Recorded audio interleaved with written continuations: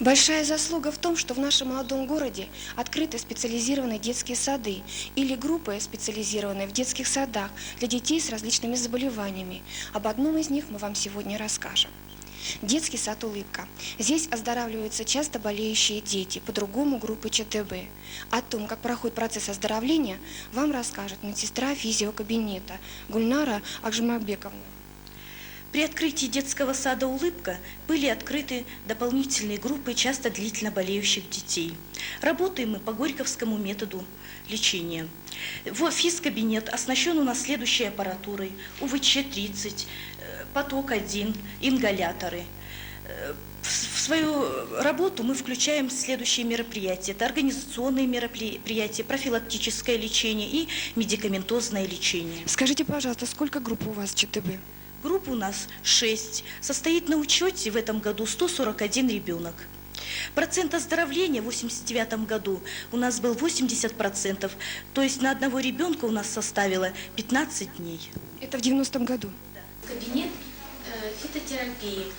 Мы здесь готовим отвары из трав ромашки, фиалки, шалфея, душицы. Из медикаментозных препаратов у нас имеются витамины. В детском саду «Улыбка» у нас группа ЧБД. В группе у нас 26 детей. Дети болеют мало, мы их оздоравливаем, этих детей. Значит, какая наша задача, как воспитатели этой группы, в том, что мы делаем с ними дыхательную гимнастику, закаливание организма. Утреннюю гимнастику мы начинаем с того, что дети у нас ходят босиком. Так, ходим мы постоянно каждый день на прогулку, занимаемся подвижными играми на прогулке. После сна мы с детьми делаем корректирующую гимнастику и рижский метод закаливания. Тоже босиком они у нас обливают, ходят по воде. Я обращаюсь к заведующей школьно-дошкольного отделения Цатлер Галине Григорьевне. Расскажите, пожалуйста, какие детские сады специализированные имеются в нашем городе? В нашем городе всего 30 детских садов, в них 7077 детей. И специализированных групп в настоящее время у нас 56. Из них 19 групп – это для детей, которые страдают нарушением речи. Одна группа в детском саде «Жаворонок» для детей с нарушением слуха. У нас даже есть целый детский сад «Ручеек», где оздоравливаются дети с нарушением зрения. Кроме этого, два сада «Золушка», там 4 группы, и детский сад «Солнышко» оздоравливают детей, у которых имеется положительная реакция МАНТУ. Кроме этого, 24 группы – это дети, в которых находятся дети, страдающие частыми простудными заболеваниями. Вот сегодня вы видели работу только одного детского сада, а таких групп у нас 24, и детей в настоящее время в этих группах 556. Работа эта очень нужная, потому что дети имеют хорошие показатели.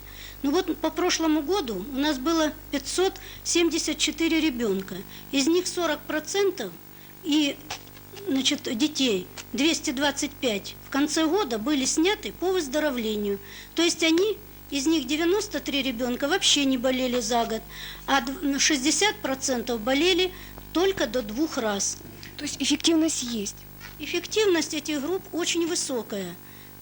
Ну, если сказать, что в целом по детским садам, по заболеваемости пропуски на ребенка в 1989 году составляли 18,3, а в этом году они составили 17,1, то в группах, в садах, где имеются группы и где идет плановое оздоровление, вот, например, в этом саду, показатель пропуска по болезни на одного ребенка составляет 15,1. Это показатель очень высокий.